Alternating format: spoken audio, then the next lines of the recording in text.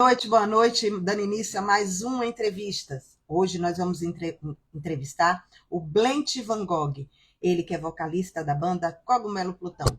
O Blent não é só o vocalista da banda Cogumelo Plutão, o Blent ele é compositor, o Blent ele é escritor e muito mais que nós vamos estar ouvindo daqui a pouquinho aqui. E o meu convidado é muito pontual, já está aqui, eu que estou atrasada, né, Blent? Já vou chamá-lo e vou apresentar ele aqui comigo. Sejam todos muito bem-vindos à entrevista dessa noite.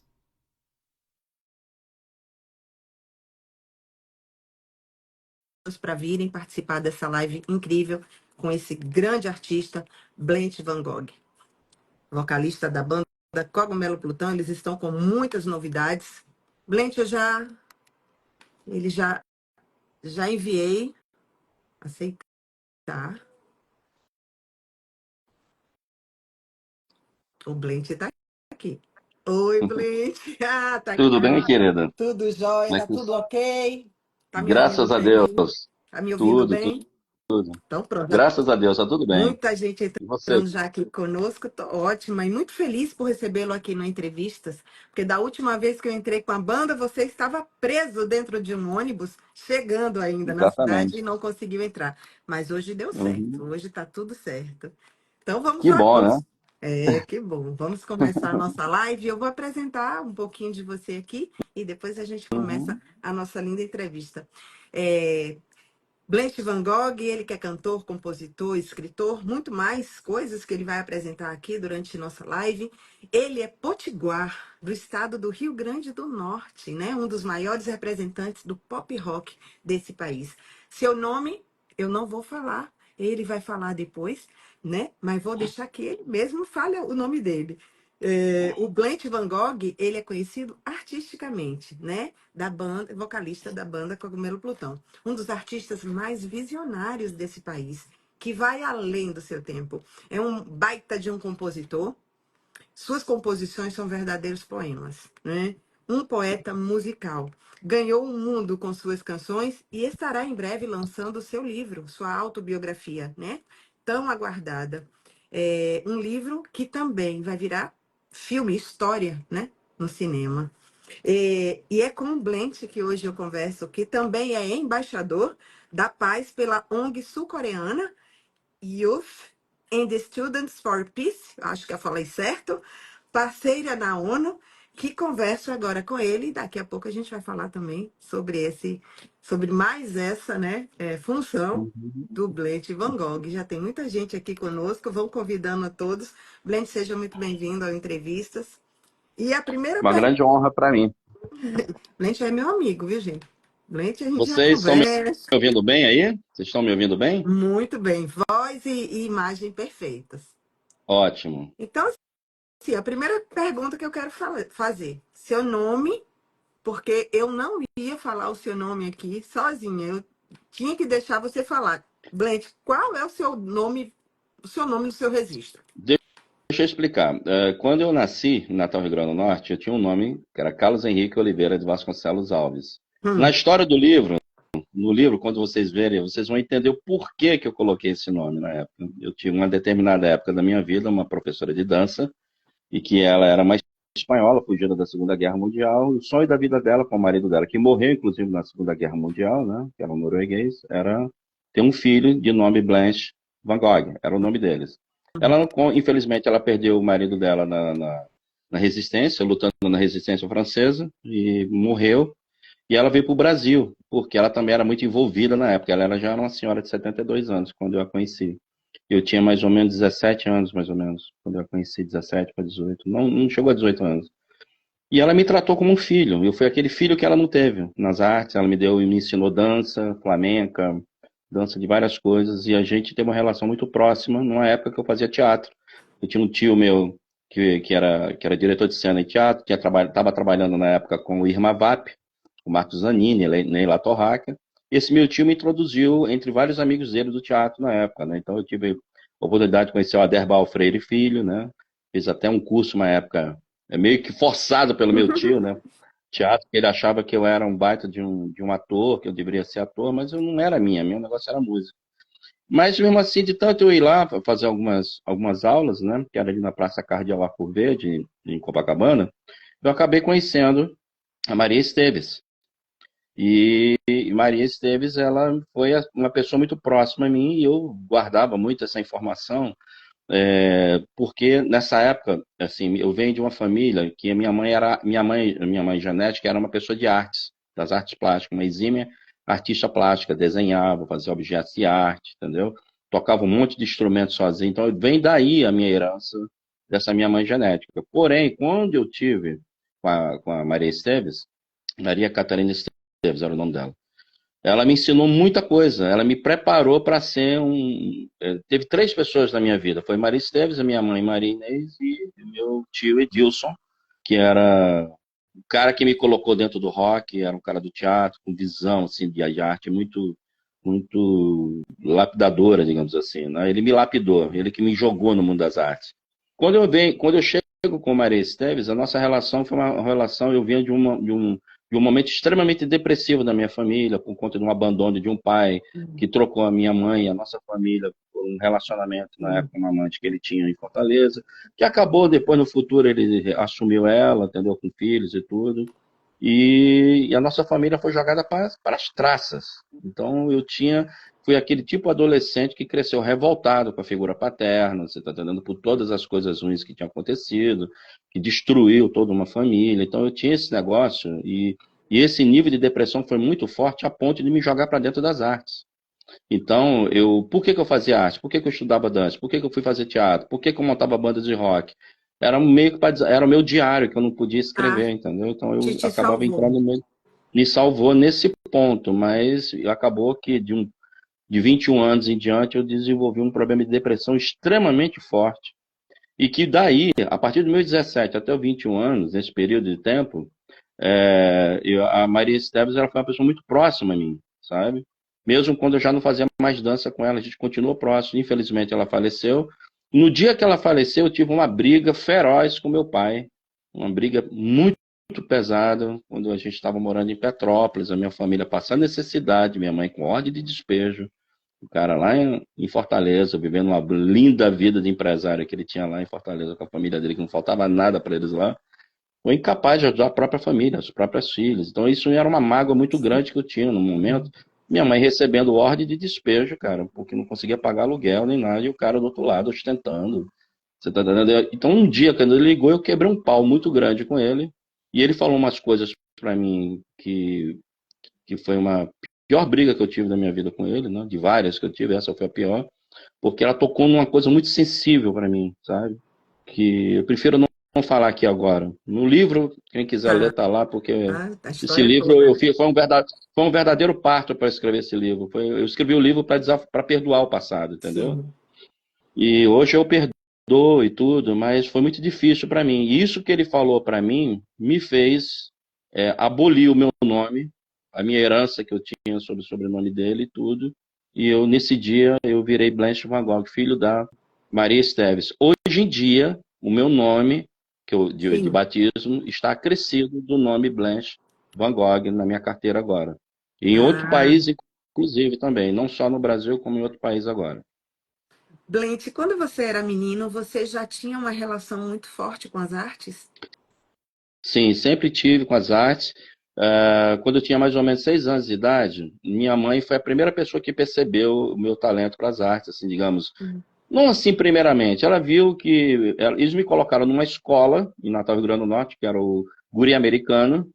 E nesse primeiro dia de aula que eu tive uma professora que era uma mulher muito pobre na época. Hum. E essa mulher, essa escola era maravilhosa, que era uma escola particular. Meus pais estavam atravessando na época problemas financeiros. Mesmo assim, eles deram para mim e para o meu irmão uma boa condição para eu estudar nessa escola. Maravilha, né? Num período, foi um sacrifício que eles fizeram, né? E aí eu fui estudar. Na primeira semana que eu tive aula de música. E essa professora era uma exímia pianista.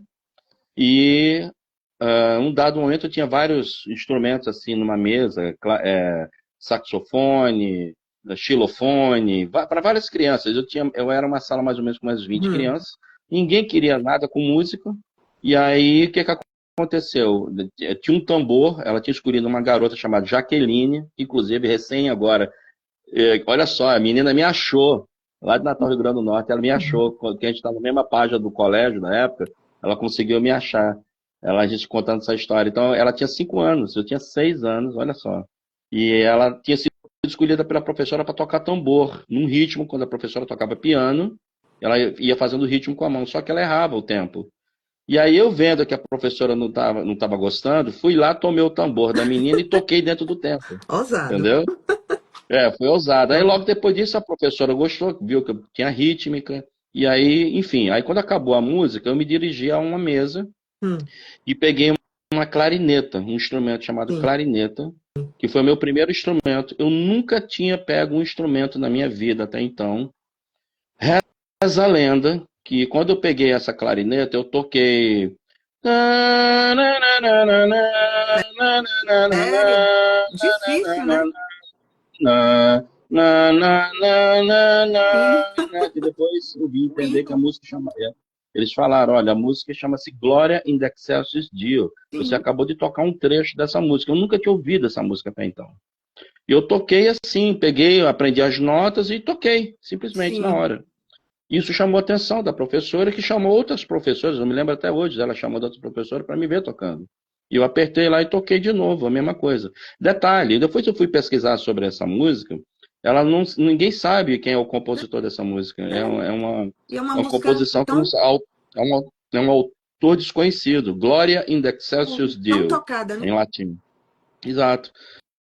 E aí minha mãe, a professora contou para minha mãe, aí daí para frente eu comecei a ganhar instrumentos musicais, tipo violão de plástico, Hum, clarineta da Hering, sabe, sim, essas coisas assim. E ela sei. foi desenvolvendo, até que um belo dia eu cheguei no Rio de Janeiro, depois que a gente se mudou para o Rio de Janeiro, eu tive contato com meu tio, que foi o grande professor da minha vida.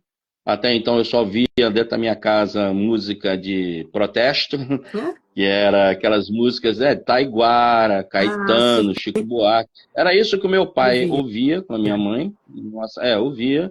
Eu achava um saco, eu não tinha compreensão dessa época. Meu pai Hum, era distribuidor. Na época ele trabalhou como distribuidor de um selo de disco, agora que me esqueci agora. Ele foi distribuidor em Natal, Rio Grande do Norte, então ganhava muito LP, entendeu? E aí, numa dessas vezes, eu comecei a ouvir música orquestral. Então, desde criança, eu via Richard Harris, aquele que compôs o MacArthur's Park, junto, que lançou a música MacArthur's Park. Então, eu via muito Richard Harris, música orquestral, Ray Conniff, Frank Purcell. Frank Purcell é a minha maior influência da minha vida. nossa. Né? De todos os compositores, ele é o que mais me influenciou, os seus arranjos. As pessoas às vezes ficam perguntando sobre o Cogumelo Plutão, de onde vem esses arranjos orquestrais que a gente faz. Vem tudo daí, do Frank Ah, Purcell, dessa tradição de orquestras lá de trás, entendeu? legal. E aí, num dado momento, esse meu tio me mostra um álbum do Led Zeppelin, com Eita, I'm Grant Song. forte. Aí, quando eu vi, fez um racha na minha cabeça, e eu nunca mais ouvi mais nada para trás. Porque joguei os discos do Pablo Milanés pela janela, do meu pai, sabe? Quebrei com o joelho o disco do Chico Buarque, assim, Eita, meu eu Deus do apanhei. céu. Apanhei também, né? É, Mas, enfim, aí eu virei um roqueiro ali, entendeu? Aí foi Led Zeppelin, foi essas coisas que todas. maravilha. Tem perguntas aqui, viu? Ó, o Samuel está aqui conosco falando, essa dupla de profissionais pode ganhar o Brasil, fácil, fácil. Uma grande jornalista e um grande artista. Tá aqui o nosso querido E um Samuel, grande diretor de companhia, não maravilhoso, é? um homem visionário, um homem que está transformando a música nesse É país. verdade. Cogumelo Plutão nada seria nessa volta sem essa grande parceria do Samuel, da Samuel, Innovate, da Music forte. Stream, a casa dos verdadeiros artistas comprometidos com a verdadeira arte. E é isso que nós somos hoje. Hum, Um grupo de É elite, uma isso aí. elite, digamos, uma elite intelectual, uma elite artística, que fala da arte pela arte, né? Através da beleza, do rigor estético, de um primor na entrega dos seus projetos, né? E a gente tem nada mais nada menos que um visionário da tecnologia, né? Como Não, diretor da muito companhia. Então, grande, que está lá na somos Rio to See hoje, né? afortunados. Está lá na Rio to See hoje, está lá, Que está coisa linda, né? Que palestrando, coisa né? linda. É, É ótimo. É sempre bom estar ao lado dele, né? Como a gente é, teve lá na Fena News. e se esse ano vamos estar de novo. Vamos com E esse ano, certeza. 2 dias, né, de Fena Music. Exatamente. Esse ano, 2 dias. Tá aqui o psicanalista Marcos Souza tá Tá falando, Blend, um dos livros que costumo indicar nas aulas de filosofia da arte chama-se Cartas a Theo. É um livro que fala das cartas de Van Gogh e o seu irmão, Theo. Uhum. Theo é o irmão dele, portanto, qual a Eu relação com o seu conheço, nome? não, não tem nenhuma relação. O Van Gogh, no caso da Maria Esteves, ela vem do marido dela, que Ah, era, na verdade, um norueguês, e não tem absolutamente nada a ver com os holandeses Vincent van Gogh. Deixar isso bem claro para as pessoas, que as pessoas... Não é a primeira vez que me perguntam é isso, né? porque, né? Ela vem daí. E ela sempre tinha... O que era legal da minha relação com ela é que ela me conheceu dentro do teatro, então eu fui um cara privilegiado por ter pessoas como Aderbal Freire Filho, um dos maiores diretores de teatro da história brasileira, Sim. sabe? Eu tive o Antunes também, o Antunes Filho, também tive a oportunidade de trabalhar com ele uma época. Eu tive bons professores de teatro, eu podia ter sido um grande ator de teatro. Todo mundo diz isso de mim, Uhum. sabe? E Mas aí, por ainda exemplo, é tempo, né? Ainda há tempo. Você eu não sei, escreve, cara, né? eu Você também é já faço escritor. tanta coisa. Não, você é Pois é, eu escritor. escrevi peças de teatro. Por influência Então, do Aderbal e do Antunes, eu escrevi algumas peças de teatro, né? Positano. Tem várias peças que eu escrevi. Inclusive, eu estou procurando agora pessoas que possam montar essas peças que eu escrevi, que são peças completas ao estilo clássico. O que que eu sou, na verdade, né? Na música pop, quando as pessoas me perguntam, eu meio que evoco o romantismo em sim. inglês, o romantismo da era vitoriana, entendeu? Lord Byron, toda aquela turma, né, eu, por exemplo, eu gosto muito de Gerald Thomas aqui no Brasil hoje, sabe? A gente de vez em quando troca umas ideias assim. Gerald Thomas é um dos caras mais maravilhosos. Veja bem, Então, ele pode até pensar ideologicamente diferente de mim, porque a arte é isso. A gente dialoga. Você não precisa ser igual a mim ideologicamente, nem sim, nada. não. Até porque eu, como artista, eu sempre falo que a função do artista não é uma missão. Missão parece uma coisa, né? Parece coisa de militar, de igreja. Não, não é isso. Eu acho que o artista, ele é aquele, ele está num Parnaso, digamos assim, no Olimpo, e ele desce aqui para mostrar sua beleza artística, o seu desfile categórico da arte apresentada. E aí eu pergunto para você, se Renoir tivesse vivo agora e acabasse de pintar 10 quadros, você ia entrevistar Renoir para saber como é que ele pensa politicamente ou ia falar, nossa, que beleza esses seus quadros lindos com essa técnica que você nos apresentou? Então é muito pequeno, sabe? Eu, Sim. eu fico até ofendido quando eu vejo alguém me entrevistar e me perguntar como é que eu penso É, politicamente, porque é, isso é reduzir a minha categoria, que está muito acima desse tipo de coisa. Isso é um debate que é coletivo, né? O debate é uma pessoa e eu não estou aqui para ficar influenciando, fazendo a cabeça de ninguém. Entendeu? até Então porque você está aqui eu para tenho defender a arte pela arte, né? a arte pela arte e, acima de tudo, uma arte que seja voltada com pensamento privado, sem Sim, precisar ter que ficar tirando dinheiro de governo, você está entendendo? Eu nunca fiz isso. isso, eu nunca peguei dinheiro de governo, temos vergonha na cara, Cogumelo Plutão, entendeu? E a gente não faz, ninguém compra, ninguém sabe quanto duro eu dei, quanto custa meu sangue da minha veia, sabe? Então eu não me vendo, ninguém é dono da minha posse mental e eu tenho a minha posse mental nas minhas mãos. Então ninguém não vem aqui me empurrar suas ideias, entendeu? Que não vai rolar. Cada um tem as suas. A gente está aqui somente para defender a arte, né, Van? Né, Não, Blend? não é só a questão de falar de arte, não. Tem coisas mais interessantes, entendeu? Para a gente falar. É isso? Por exemplo, você, para poder falar de política, você vai ter que ter uma aula de geopolítica para poder entender o que está acontecendo no mundo. Eu trabalho dentro de uma ONG internacional, que é a parceira da ONU, e eu tenho uma forma de ver o mundo em causa humanitária e ações, inclusive no campo político, que é completamente diferente desse debate polarizado que está no Brasil aqui, entendeu?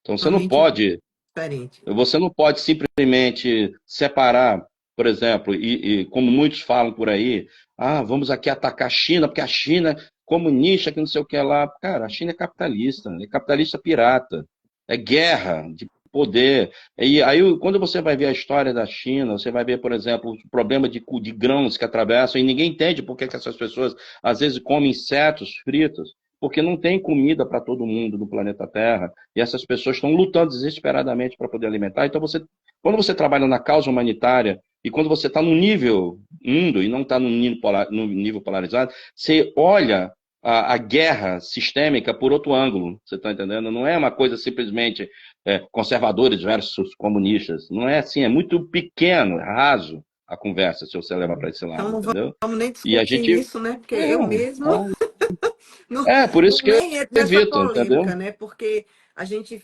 procura mesmo assim conversar sobre o Não, a artista gente. mesmo em si. E tem Uma coisa é realmente você tem falar. pessoas que Uma coisa é perguntam você falar sobre sobre isso. valores. É, Você pode falar sobre valores, você isso, pode falar sobre coisas. Eu vou falar sobre valores sempre, isso. sabe? Então, às vezes as pessoas perguntam: você é de esquerda ou você é de Mas aí é direita? polêmica, Eu não sei, né? Que querem. digam vocês. Por exemplo, eu não apoio aborto, eu sou contra drogas, sabe? Eu sou completamente contra aborto, Sim. entendeu? Eu sou pró-vida, sou pró-vida. E isso é ser o quê para você? Eu sou a favor do liberalismo econômico, da geração de oportunidades para as empresas, o capitalismo de benevolência, que é um conceito que eu defendo bastante. Dizem que eu sou um sonhador por defender o capitalismo de benevolência. Por quê? Que nada mais, nada menos que os empresários que ganharam dinheiro nesse mundo capitalista receberam em vida aquilo que o mundo deu, através do fruto do seu trabalho, e eles devolvem para a sociedade, gerando bolsas de ensino, cursos técnicos, fazendo do pobre e aqueles menos favorecidos um fator geracional de oportunidade. Tá? É isso que eu defendo, Bem, cada um com suas entendeu? defesas. Ó, falar em cinema, nós temos um cineasta aqui, ó, Beto Patriota. Foi o filme dele que eu participei, o Zé da Cupira, o Cangaceiro de Poço Redondo. Tá Eu aqui, ó. Muito bem, vi parabéns. algumas coisas que você me mandou. Já fizeram a festa lá de Já lançamento teve do o filme? lançamento lá, que Ah, foi que lá na maravilha. cidade onde foi gravado. Ele tá aqui, o Beto Patriota. Seja O bem-vindo, pouca das Beto. coisas que eu vi, eu já deu para notar que a fotografia era maravilhosa. Então, ele tá aqui nos Parabéns, prestigiando. Beto. Tá aqui também o Parabéns, nosso Beto. querido Ruban, né? Tá aqui nos Meu prestigiando ídolo, meu também. ídolo, meu ídolo, meu ídolo, meu tudo, o abridor de portas da Dance Music. Sem ele, eu não teria aprendido o que eu sou, em parte, como compositor, porque eu tive que estudá-lo minha adolescência. Inclusive, eu tenho um capítulo do meu livro que eu dedico a essa turma daí.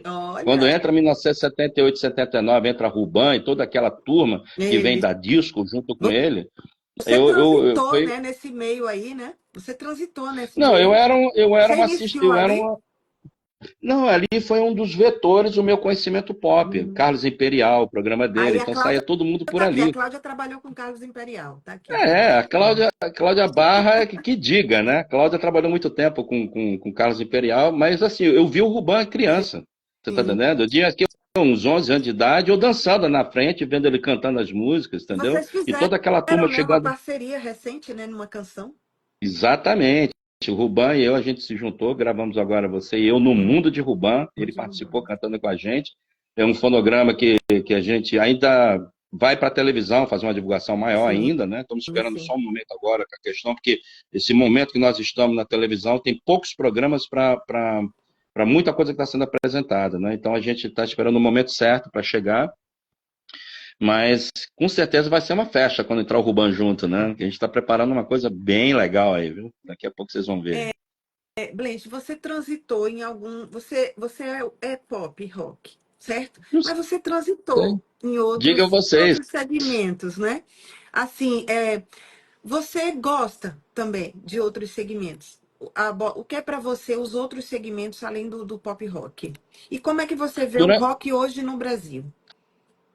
Rock não morre nunca. Essa história que a imprensa fica dizendo que o rock está morto no Não, Brasil, isso tá é uma bom. mentira. Dá um pulo no Rio Grande do Sul para vocês verem o que está acontecendo, uma cena potente. Impressionante. São Rio Paulo Grande do também. Sul, né? O Rio Grande do Sul consegue ser o É, polo do rock brasileiro atualmente. Olha que eu ando em todas as áreas, hein, pessoal? sim. Ando em São Paulo, eu sei o que está acontecendo nos novos de São Paulo. O E interior de Minas Gerais é absurdo, o interior de Minas Gerais para rock.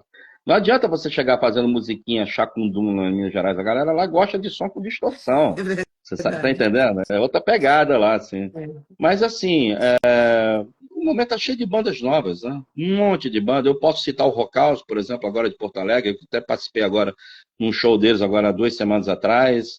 Que tem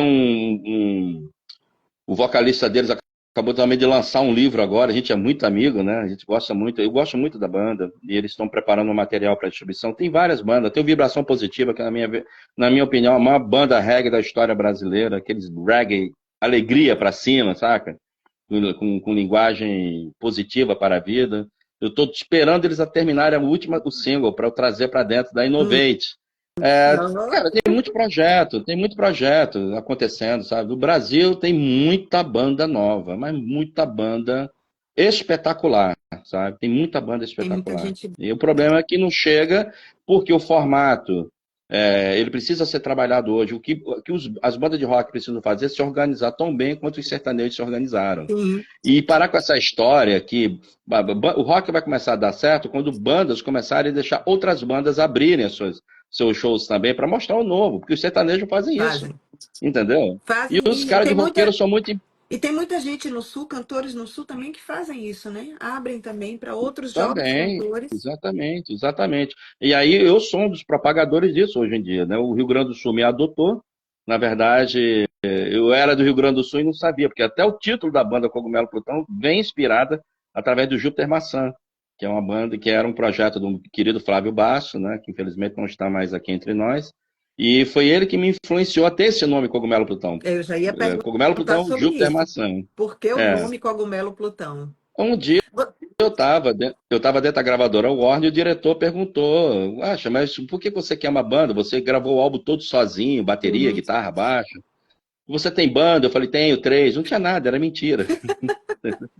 Estratégia de E marketing. aí ele atendeu, durante 10 segundos, ele foi atender um telefonema da secretária dele. Nesses 10 segundos eu estava em pé do lado dele, vi uma pilha de CDs do lado dele. No topo da pilha eu vi uma capa fantástica escrito Júpiter Maçã, Sétima Efervescência. Quando eu olhei, eu fiquei assim, extasiado pela capa, né? Hum. A capa, para mim, já vendeu a banda, só pela capa. Ó, como é E aí eu fiquei olhando importante. assim, aí eu fiz o link, né? Júpiter, Plutão. Mudou, Maçã só dele, mudou o planeta, maçã, né? não, não, maçã é pecado. Aí eu falei, o que que pode ser uma coisa mais roqueira, assim, cogumelo? Aí virou Cogumelo Plutão em 10 segundos. Quando ele liga o telefone e perguntar, qual dessas bandas você quer trazer? Eu falei, Cogumelo Plutão. Aí ele foi e disse que achava o nome uma porcaria, que lembrava banda fracassada inglesa dos anos 60, Hum. e que o negócio era eu seguir carreira Solo. como cantor, tipo na linha de Julio Iglesias, essas coisas assim. Aí eu fiquei desanimado e fui embora. Eu com o Sérgio Borges, né? É, mas Acontece. você é assim, você é um artista multi, né? Você Não faz sei. várias coisas. Você escreve Ah, textos incríveis. Eu fico aqui babando com os teus textos, né? Eu digo, meu Deus, que é. facilidade para colocar isso na escrita. Você é um jornalista, né? Você fez jornalista, você fez alguma coisa na Fiz, área, né? fiz jornalismo, Ah, psicologia de comunicação também. então. E tentei análise de sistema, mas enlouqueci no segundo período, aí não quis mais. Hum, Enlouqueci mesmo. Fiquei hum. até depressivo, entendeu? Ixi. Não era para mim aquilo. E depois de muito tempo eu me interessei por agronegócio, sabe? Eita, Porque aí já eu foi tive uma para época, outra área. aí fui para uma outra área assim, e tal, e me interessa hoje muito o ramo de tecnologia, construção civil. Gosto bastante dos temas, mas me dedicar assim a psicologia me ajudou a entender, a mim entender e também a atender as pessoas que eu fazia, o jornalismo que eu fazia era com ênfase em psicologia, né, da Ah, comunicação. Então eu acabei virando um grande psicólogo de comunicação, formado pela Estácio Sá na hum. época, e foi legal esse tempo da minha vida, só que não serviu para nada, porque eu tive que, digamos assim, reestruturar tudo que eu aprendi dentro de um mundo da televisão, mas me serviu para algumas boas outras coisas, como, por exemplo, lidar com psicologia de comunicação de massa, por exemplo, entendeu? Fazer shows para 40 mil pessoas. Então, eu comecei a perceber que a minha comunicação era de massa, não era comunicação para poucas pessoas. Por isso que os shows, quando eu estou em lugar grande, com muita gente, eu reino. E se eu estiver num lugar com 500 pessoas, é um outro estilo de comunicação, entendeu? É o Blend. Você é uma pessoa incrível. Tá até aqui, a Vera tá dizendo, verdade, Cíntia, os textos de Blanche Van Gogh são maravilhosos. E realmente são maravilhosos. Eu fico aqui impressionada com a sua facilidade. Me diga uma coisa, você já fez algum teste de QI? Dizem que eu sou. Ó, minha mãe, ela Hum, sempre de vez em quando briga assim, minha mãe me conhece melhor que todo mundo. hum. Então, às vezes, eu estou olhando assim, parado, eu estou na casa dela, como um dia desse, assim, eu estou parado, olhando para o nada, e ela olha assim, menino, você tá tão fora daqui do planeta Terra, deve estar pensando em mais alguma outra coisa. Você, aí ela fica brincando assim, você é tão, assim, que você parece quase um deficiente, como é que chama? Mental, assim, de tanto Ah, você. Eu não vou falar a palavra que ela falou porque pega mal, ah, mas é como se fosse assim, tipo, você tá beirando. sei. Você é tão inteligente que você parece uma normal, Sim, sim. sabe? Então, assim, porque eu penso em muita coisa ao mesmo tempo, né? Então, assim, não é. Eu tô em todos os lugares ao mesmo tempo.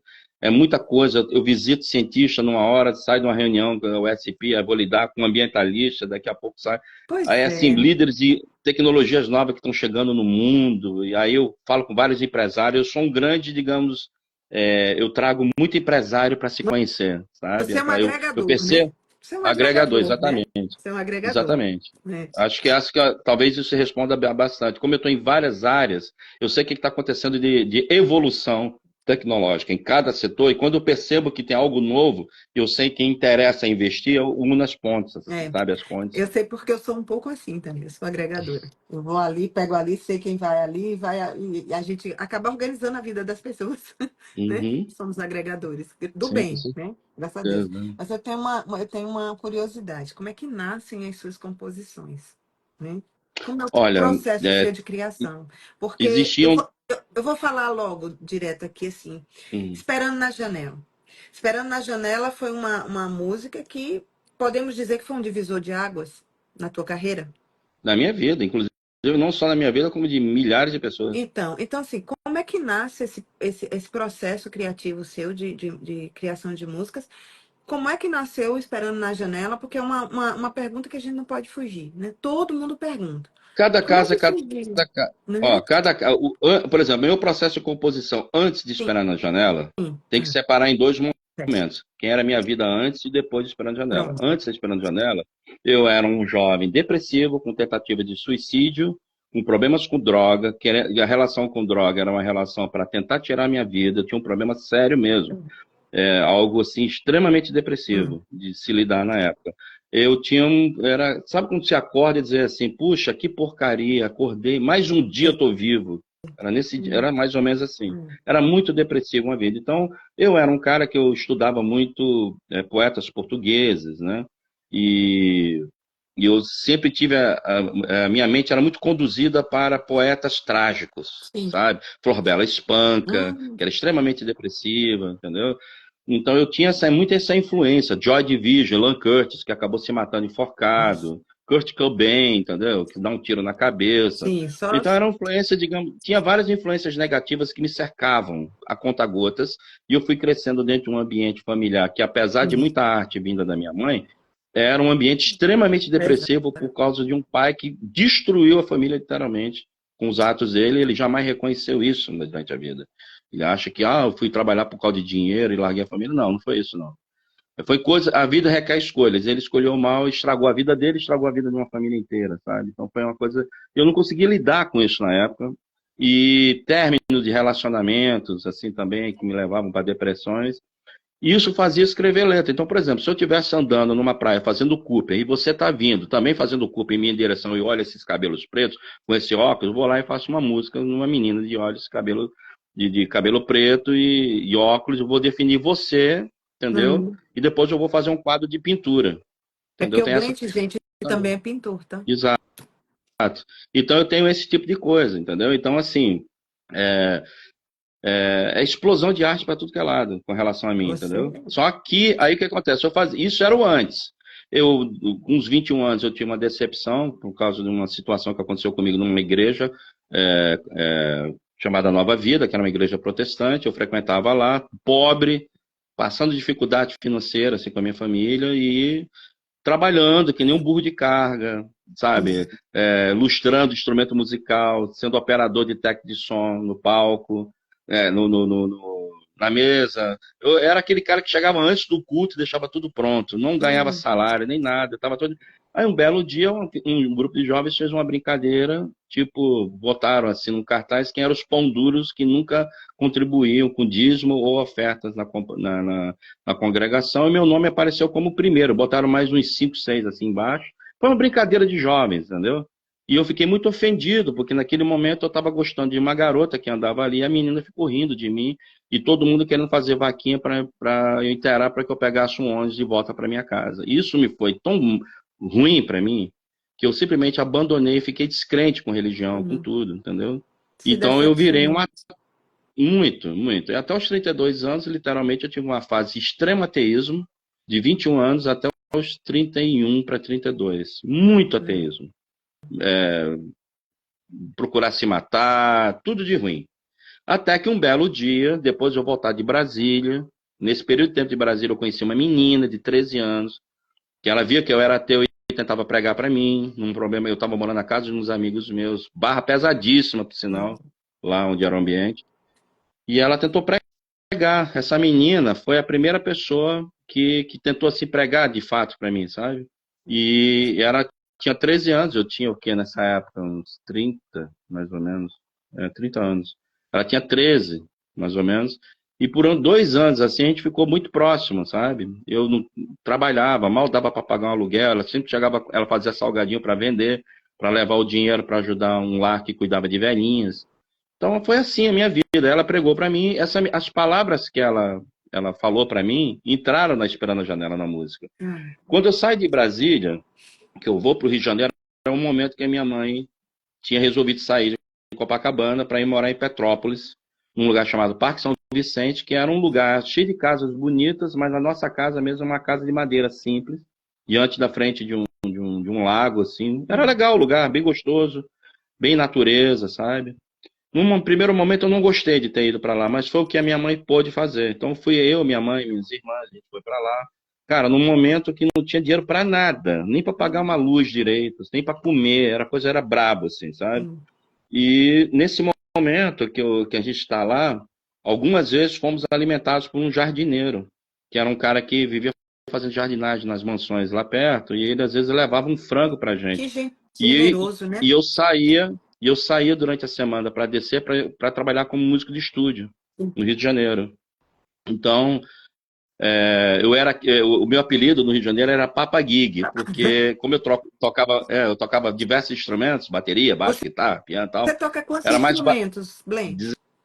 16 hoje em dia. Tô dizendo que o cara tem um QI elevado, gente. Aí, como é que Aí, pode? na época, o que que aconteceu? Os produtores me convidavam porque era mais barato pagar para um cara sozinho tocar todas aquelas músicas Sim, de vários instrumentos do que pagar uma banda verdade. inteira, entendeu? Então era mais barato assim. Vamos supor que tivesse que pagar hoje em dia, fosse pagar músicos para gravar 10 músicas, vamos supor, cada músico ali tiraria tipo R$ 8.000. Ah, vamos pagar o Blanche, que ele toca o álbum todo por 2. Você tá entendendo? Ninguém é E eu besta. trabalhava que nem um burro de carga Oh, para levar o dinheiro coitado. para minha casa, para minha Ah, família, entendeu? Era muito difícil, cara, horrível. nossa. Aí, nesse meio tempo que eu tô lá, através desse jardineiro, que era uma pessoa maravilhosa, ele me apresentou uma vizinha que tinha acabado de ficar viúva, Hum. chamava-se Lúcia. Uma das pessoas mais importantes da minha vida é ela, essa mulher. Ela tinha, na época, 30 anos. Linda, linda. Sônia Braga nos áureos tempos, ela Nossa, era, teve de linda mesmo. beleza. Linda, linda. Sônia Braga, 1979, aquele padrão ali, tá? Só que a diferença é que ela tinha um cabelo liso que vinha até mais ou menos na cintura, mas no mesmo padrão. Ela tinha duas filhas, né, de um primeiro casamento, que era a Gabriela e a Natália. Uma tinha 14 anos, tinha acabado de fazer, a outra estava com 12, ia fazer 13. Hum. E ela tinha um filho, na época, de 2 anos, que era o Paulo, se não me falha a memória, o nome dele era Paulo. Ela tinha acabado de ficar viúva e ela era da igreja e ela sempre ficava dizendo para mim, puxa, vamos lá comigo um dia na congregação. E ela sempre dizia que era uma congregação que era numa favelinha, antes de chegar na entrada de Petrópolis. Aí eu teria que andar 2 quilômetros para trás, contra a avenida, onde os carros passavam, até chegar no lugar, depois descer um lugar assim, cheio de terra batida, até chegar a uma espécie de comunidadezinha, mas muito pobre. Sim. E ela sempre me ia convidando. Eu sempre dizia que eu ia, chegava na hora e eu não ia. Porque às vezes eu tinha que ir para o Rio de Janeiro no final de semana para gravar no estúdio. Sempre furava com Hum. ela. Na quinta vez que eu furei com ela, ela chegou para mim e me deu uma bronca. Você não está vendo, não, que Deus está te chamando para ir? E toda vez que alguma coisa acontece, toda vez que você fala que vai, alguma coisa acontece e tira você de lá, você não está vendo que Deus quer ter uma conversa com você franca, não sei o quê. Eu achava aquilo meio fanatismo de igreja dela, que eu já tinha lidado com algumas Sim. pessoas, né? Mas ela era uma pessoa tão legal, sabe? Uma pessoa, cara, ela não tinha como não gostar dela, é uma pessoa muito legal. Aí era uma quinta-feira quando ela me deu uma dura. Eu falei, olha, aconteça o que acontecer, domingo próximo eu vou com Boa. você, entendeu? E aí nisso chegou no domingo, eu não viajei, não fiz nada no final de semana, mas caiu uma chuva absurda em Petrópolis de manhã, 10 horas da manhã. E a igreja era às 6 horas da noite. Cara, mas foi aquela chuva de De parar o Rio de Janeiro. dizer, você Você não vai acredita sair que de casa. não é para sair de casa? Aí, cara, toca a porta, é a Lúcia, com as filhas dela, e mais segurando um garoto no colo, a chuva rolando lá de fora, ela com guarda-chuva, as filhas também, cada uma das filhas com guarda-chuva. Eu falei, Lúcia, você tá maluca? Ir para lá, para a igreja agora? Olha a chuva que tá vendo, não? Lá fora. Ela, não, nada pode impedir quando é para Deus as coisas. Hum. E para um guerreiro de Cristo, nada disso importa. Eu falei, ai meu Deus, onde é que eu fui amarrar meu burro? Eu falei, Lúcia, eu não tenho nem guarda-chuva para ir. Ela falou, não tem problema não. Foi, tirou da filha e deu para mim, o da filha. Pronto, agora E não as tem filhas, mais. e as filhas foram dividir um sozinho para elas duas. Eu falei, poxa, não tem como mesmo, né, deixar de ir. Ela falou, não. Eu falei, então tá. Fui lá, botei um casaco e fui. Cara, eu andei 2 quilômetros contra a subida dos carros, aquela via, os carros passando a 200 quilômetros por hora, jogando aquela onda de água em cima da gente. Aí chegou no ponto, eu desci lá à direita, onde era uma estradazinha de barro, fui descendo, descendo, lá embaixo tinha uma comunidadezinha e uma igreja estava sendo construída Hum, ainda, de terra batida, sim. num lugar de terra batida, a igreja sem massa ainda, só tijolo à vista, mas lá dentro já tinha as cadeiras, né? O chão todo de cimento, assim, mas tinha as cadeiras já montadas para culto, o culto lá na frente, as janelas ainda, não tinha nem janela ainda, só tinha o buraco, sabe? E aí eu fui lá, nesse dia, cheguei, e aí aconteceu isso que eu vou contar para vocês, agora que foi uma coisa que mudou a minha vida. Eu estava no meio do culto, tinha somente 13 pessoas nesse dia. Um homem, o pastor, tinha subido 4 quilômetros a pé, porque o carro dele havia quebrado no meio da chuva. Esse homem foi lá, todo molhado, cara, todo de branco, Hum, quase transparente, coitado. hum, Ele lá pregando para as pessoas, subiu aquilo tudo lá. Aí teve uma hora que eu me ajoelhei e tive uma conversa franca com Deus. Já que eu estou aqui, né?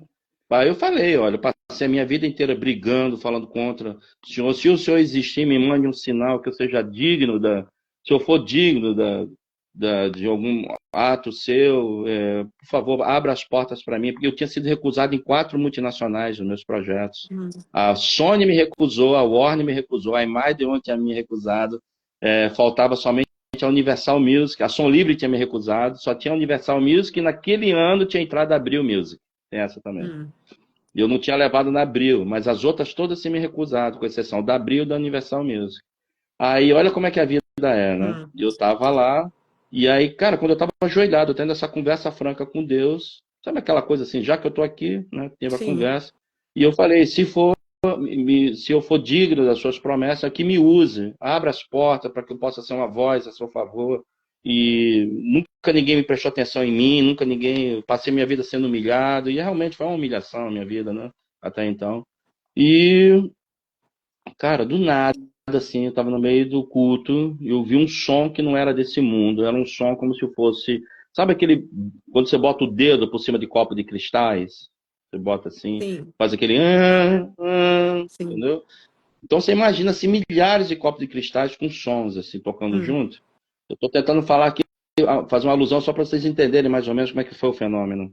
E, cara, eu vi um som que ele começou parecendo assim, parecia uma música que estava vindo de alguma casa ali na comunidade, sabe? Só que ele foi aumentando, a ponto de quase rachar minha cuca. Eu me levantei, cara, quando eu me olho para o lado, os pingos de chuva estavam caindo em câmera lenta. Detalhe, eu olhei para a hum, Lúcia, ela botava a mão no cabelo, parece que o cabelo caía em câmera lenta, assim, sabe? Ela hum, ajoelhada, botando a mão no cabelo. As meninas, eu via que tudo estava em câmera lenta. Eu olhei para frente para o púlpito, o pastor estava ajoelhado, segurando a Bíblia, olhando assim para cima. Todos os gestos de tudo era em câmera lenta. Aí quando eu olho para a janela, eu vi os pingos de chuva caindo em câmera lenta. E antes de cair os pingos de chuva, eu tive a impressão que como se eu tivesse ouvido um bater de asas. Parecia assim, várias galinhas batendo sim. asas, sabe? Assim, junto. Eu pensei, pô, alguém deve ter criação de galinha aqui do lado. Então eu vi um som que era um bater de asas, que é diferente. Me lembrou um pouco galinhas, assim, tentando voar, sabe? Tentando bater. Enfim, aí veio esse efeito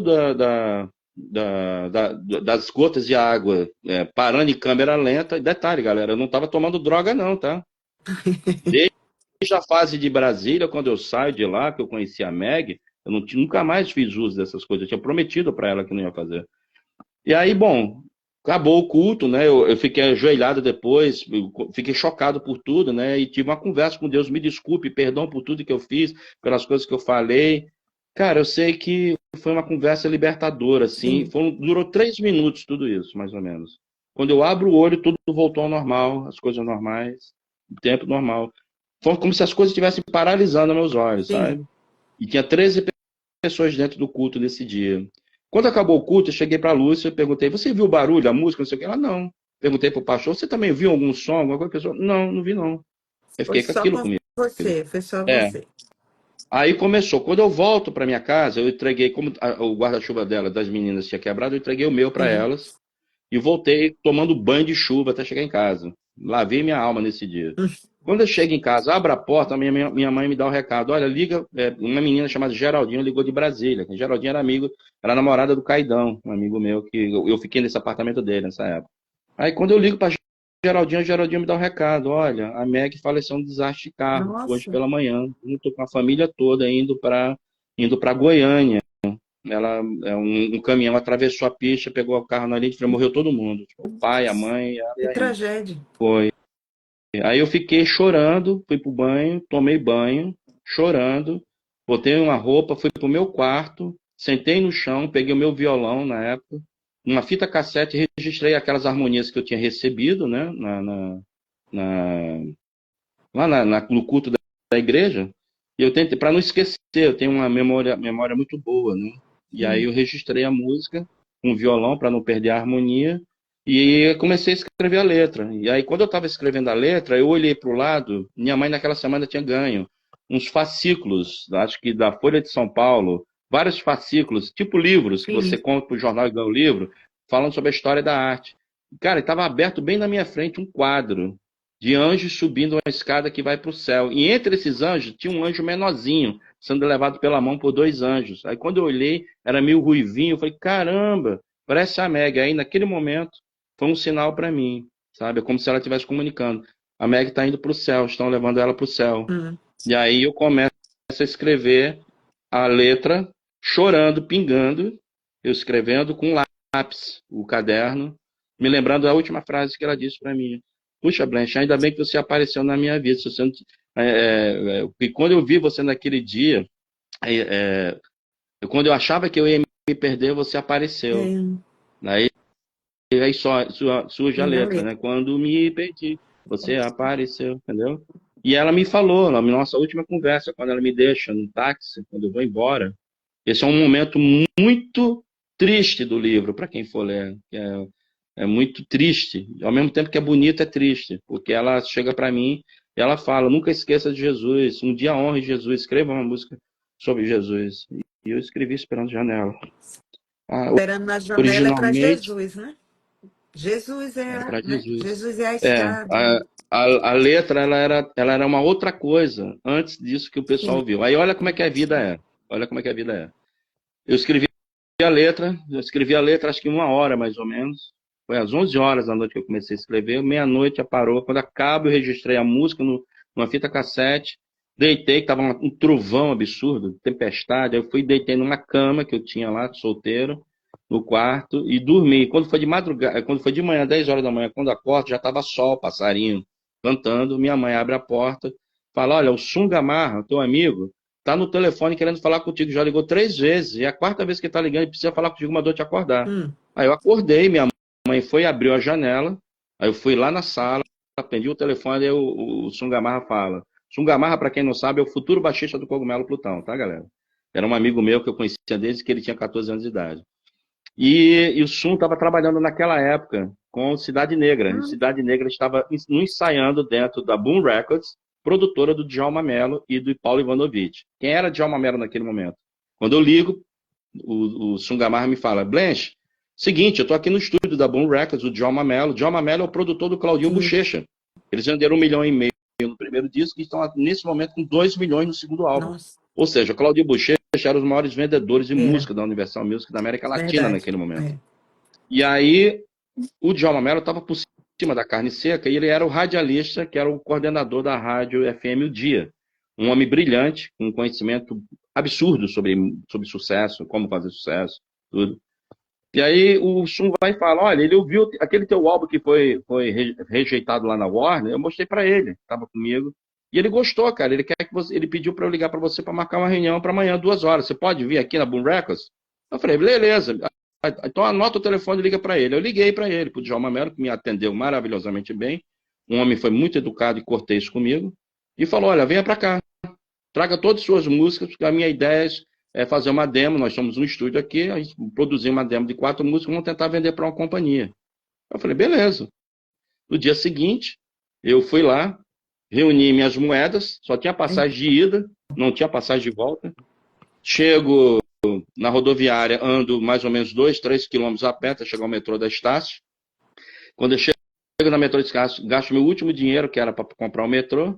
E aí, quando eu vejo, tá um cara tocando flauta saindo do metrô, e tinha, tipo, o cara que deve ter arrecadado um dinheiro tocando flauta, Sim. sabe? Tava contando nota e tal. Não. Aí eu falei, poxa, eu vou fazer a mesma coisa. Sério? Aí eu entrei num daqueles vagões, andando da Estácio até Botafogo, levava uns 40 minutos. E eu fui fazendo isso, trocando de vagão, tocando, sabe? Aí tocava músicas, e aí ninguém queria, eu passava o chapéu assim com a minha mão, nem chapéu, me levava a minha mão, ninguém me dava nada. Aí eu trocava de vagão, nada. Cara, bastou eu tocar Raul Seixas, o dinheiro surgiu que nem água no deserto de Moisés, assim, sabe? Foi um negócio. Eu tive o dinheiro Impressionante. não tive o dinheiro somente para voltar, como para comer, inclusive. Olha. Aí eu chego lá na reunião do Djalma Mello, que me atendeu muito bem. Conheci o Claudinho Bochecha nesse dia, fiquei muito brother com o Bochecha, uma pessoa maravilhosa, meu Deus. Toda vez que eu penso nele, me dá vontade de chorar. Porque foi uma pessoa tão boa no mundo, sabe? Aquela pessoa que fazia todo mundo bem, a Sim. presença dele. Me recebeu bem. E, pô, era o cara que mais vendia no Brasil, não tinha um gesto de egocentrismo nem nada. Ele falou, poxa, seja bem-vindo à casa. Pegou o violão, pegou meu violão, tocou umas músicas assim, que tava com as ideias. Por que você acha? Eu falei, é legal. E pronto, aí o Djalma Mello me atendeu junto com o Paulo Ivanovich. Eu levei um violão meu, que era um Crafter, com 72 músicas, num papel enrolado num papel de saco de Eita. pão. Aí o Djalma sentou na minha frente, foi muito legal comigo, né? Para você ver, né? O meio artístico, muita gente, não é meio artístico, muita gente falava mal dele no Rio de Janeiro, dizendo que ele era um grosseiro, um cara muito estrelinha, grosseirão, tudo. Cara, ele me tratou com a maior dignidade, esse homem. Eu não tenho o que falar desse homem, nem dele, nem de Paulo Ivanovich. Aí ele deu a oportunidade para mim, ó, vamos gravar, vamos produzir. E eu saí de lá. Aí ele pediu para tocar as músicas. Eu ia tocando cada canção. Quando chegava no refrão, ele falava, passa para outra. Aí eu ficava pensando, ih, não tá gostando. Eles iam anotando, né? Sim. As músicas, eu dizia o título, eles iam anotando. E eu não sabia que, na verdade, porque se o refrão não entrasse entre 50 segundos e 1 minuto, ela não ia ser sucesso na rádio. Então ele anotava, a música é boa, mas tem que mudar, tem que fazer o refrão chegar Que antes. Então interessante. ele fazia anotações. Por isso que ele, quando chegava o refrão, ele já sabia quantos segundos, ele sempre estava cronometrando, né? Quantos segundos tem que entrar o refrão. Ah, o refrão não entrou de 50 segundos, 1 minuto, não serve. Tira a música ou substitui outra. Ou se a música é boa, vamos trabalhar ela. Era assim. Cara, quando chegou na última música, das 72, aí ele perguntou assim pra mim, né? Poxa, você tira essas músicas. Eu tirei as músicas dentro de um saco de pão, assim, sabe? Um Sim. monte de folhas. Aí ele falou, poxa, você bota suas músicas dentro de um saco de pão. Aí eu falei pra eles, porque a poesia pra mim é como um pão da vida. Aí ele olhou pra mim assim, ficou sério olhando pra minha cara, assim. Me lembro até hoje disso, sabe? Aí ele olhou pro Paulo Osório e comecei a tocar. Quando chegou na última canção, já tinha sido passada várias, eu falei, puxa, eu acho que não agradei. E aí eu fui lá e toquei Esperando Janela. Eu falei, essa música foi uma música gospel que eu fiz agora esses dias. Ela foi feita pra Jesus, fiz para a igreja e tal. Toca aí. Toquei Esperando Janela. Quando chegou o refrão, ele olhou pro Paulo Ivanovich, ficaram os dois se olhando, demoradamente. Ela foi a única canção que eu terminei até o final, foi essa. Quando chegou no segundo refrão, ele bateu na mesa, vai vender 1 milhão. Eita. Aí eu saí de lá com um contrato assinado, só que ele me pediu o seguinte, olha, nós somos uma gravadora secular, nós não somos gravadora gospel. O mercado não existe gospel, eu trabalho com secular, sua música é linda, ela vai explodir. O que você acha da gente fazer uma versão secular dela, tira Jesus e troca por você? E eu falei, não, mas essa música é como se eu estivesse vendendo o sangue de Jesus, eu não aceito. Eu falei, não, você pode gravar a versão gospel, a gente grava o disco, se assinar com a gravadora, a gente inclui ela como uma faixa bônus. Entendeu? E aí, quando for lançar o segundo álbum, ela vai ser a entre-safra do lançamento do segundo álbum. Aí a gente gravou, fizemos tudo, né? Cara, minha família tava com ordem de despejo para 1 mês, sabe? Para ser despejada, assim. Eu vou arredondar a história, porque a história é um pouco É, longa, mas basicamente, foi depois, mais na frente, eu assino um contrato com a maior multinacional do mundo, a Universal Music. Universal. O meu contrato. Só um momento. Sim. Amo que tem.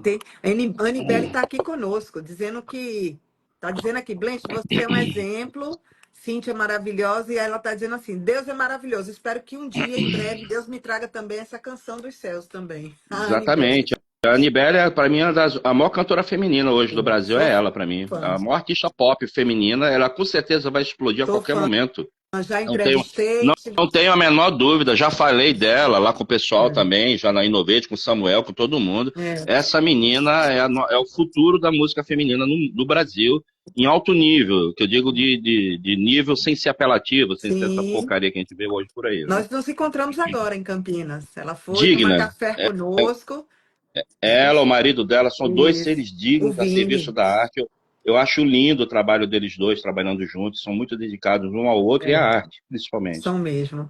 E, E e no caso, aí eu assinei contrato com a gravadora, saiu com o maior contrato depois de estreia de um artista no mercado fonográfico. Na época, saiu na imprensa como foi o maior contrato da história do mercado a fonográfico pessoa. em 25 anos de mercado fonográfico, foi o maior contrato. E aí eu pude comprar uma casa para minha mãe. Minha mãe, coitada, estava sendo despejada, estava sem dormir. Eu sempre acho que foram os anjos, alguma coisa aconteceu para intervir, porque não tinha como ter futuro nem nada. Aí eu Não tem adentro explicação. a música pop. Eu adentro a música pop. Aí eu chamei alguns músicos para tocar comigo. Praticamente gravei o disco sozinho. Aí fui convidando pessoas para vir tocando, né? Aí o Sungamar já estava tocando comigo de vez em quando. Os outros músicos não sabiam se queriam ficar no Brasil, se ia para os Estados Unidos ser campeão mundial de snowboarder, entendeu? Aí tinha Sim, o Dolph Bragantini que veio comigo da época do Van Gogh, ficou por um tempo, depois saiu e ficou Pagi, que hoje está em Portugal. Só que quando a gente foi pro sucesso, cara, foi um meteoro, assim, meteoro, o né? negócio, sabe? Foi meteoro. Então você imagina, você não é ninguém, aí você, no primeiro programa que você faz, você tá já na Xuxa, Xuxa Hits. Aí você Imagina, vê Tarcísio Meira rindo pra você no corredor, apertando a sua já mão. pensou. Eu vi Eva Vilma, que pra mim era a maior de todas, as atrizes da minha vida, né? Era Sim, Araci Balabanian e Eva Vilma. Eu vi as duas juntas. Eu me ajoelhei na frente da Araci sério. Balabanian e da Eva Vilma. Você ficou encantada, né? Eu- Com o mundo, Nossa, né? Se eu abrindo. me ajoelhei, assim, literalmente. Elas gostaram muito de mim, assim. Então, assim, você vê Tony Ramos, por exemplo, que virou uma grande referência para mim até Fanny de Ramos, eu vida, também sou né? super fã. Então você vê. E aí você entra numa esfera de shows, né? E gente correndo atrás de você, mulher, mulher, Só mulher, doido, sucesso. doido, doido. Aí entra em avião, sabe? Aquela coisa, corre, corre, corre, desce, para, sabe? Desce ônibus, entra em avião. Nossa, eu não tinha tempo de gastar o dinheiro que eu ganhava. Ixi, E um monte de loucura acontecia, sabe? imagina. Nesse período de tempo. Muita loucura cercando. Muita loucura no sentido não da gente da banda, mas loucura com o mundo que nos Da cercava. fama, Então né? você imagina, É o mundo e da a fama. fama, imagina que você chega, por exemplo, você está em 1999, Los Hermanos estoura com Ana Júlia. Aí vem o Cogumelo Plutão em maio, arrebenta com Esperando na Janela. Quando chega no verão de 2000 para 2001, éramos a música de verão de 2001 no Brasil. Sim, Você andava, a gente dava risada da banda, porque a gente entrava numa van da gravadora, indo para gravar programa lá no SBT, por exemplo, em São sim, Paulo.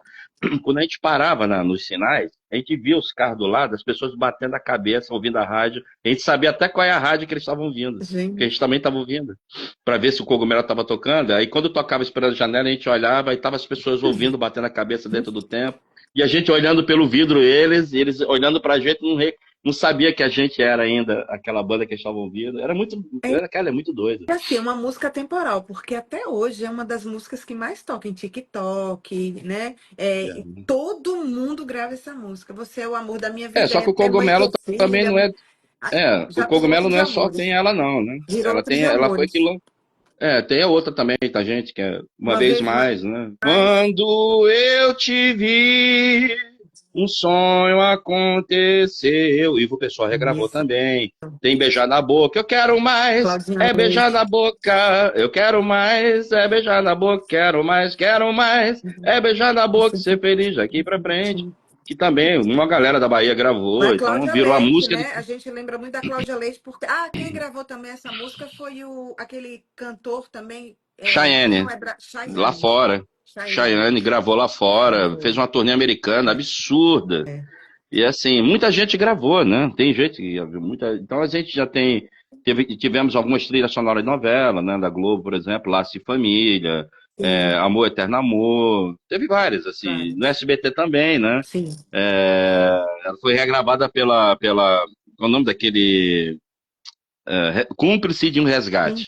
Tinha um Cúmplices. projeto também de infanto-juvenil, que foi um sucesso absoluto entre os jovens, né? Aliás, o SBT deve gostar muito de mim, porque volta e meia eles estão botando as minhas canções ali nos projetos deles, né? Eu Sim. amo a SBT, né? Eu adoro aquela casa. É. Sim. Você entra, entrar no SBT, para quem não sabe, pessoal, era como se você visse aquele filme, A Fantástica Fábrica de Chocolate. Você entra lá esperando ver o William Wonka passar por você. Naquela época era o Silvio Era o Santos, Silvio né? Santos, é.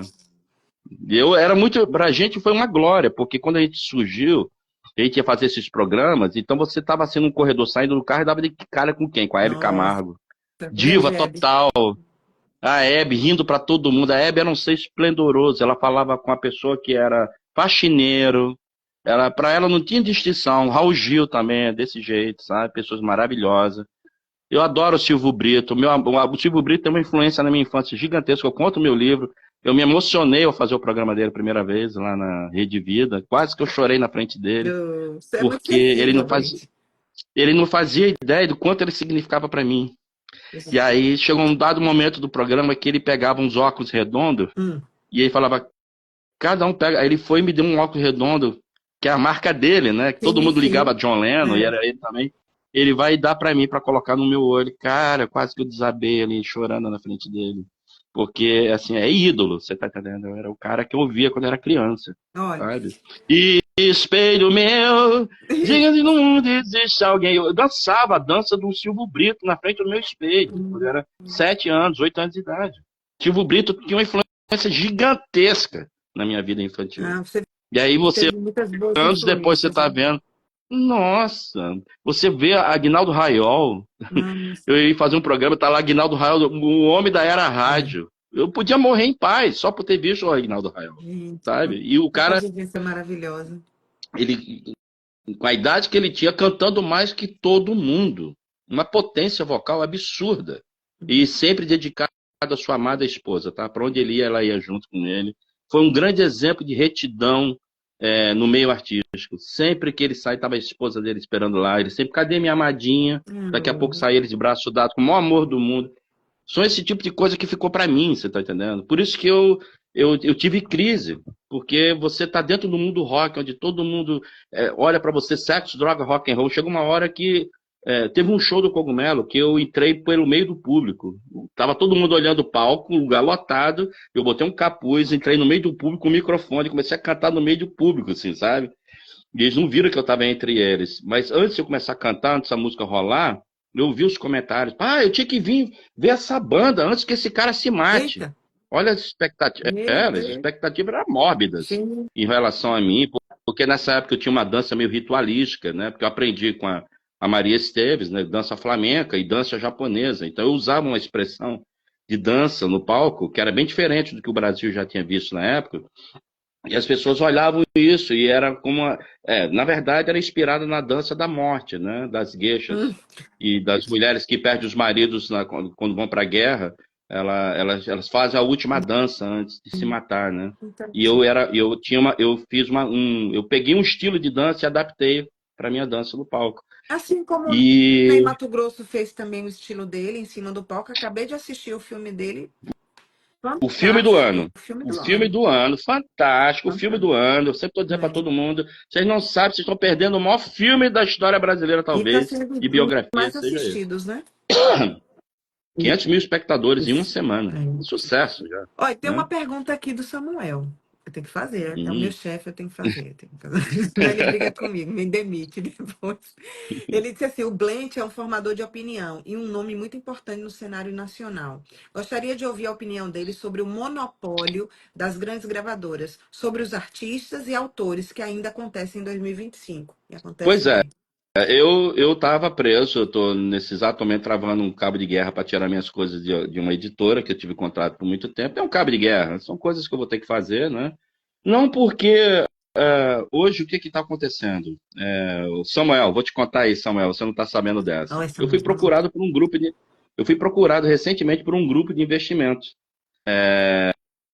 Eles fazem investimentos comprando catálogos editoriais de artistas Ah, pelo mundo todo. E eles tá. sabem do poder de Esperança Janela e as coisas que eu tenho, e me ofereceram uma quantia Estão fazendo gigantesca isso para eu com os tirar, artistas, né? para eu fazer o contrato e vender, e eles Hum. ficarem de dono das minhas obras, mas só que eles vão pagar muito caro por isso. Você está entendendo? Muito caro mesmo.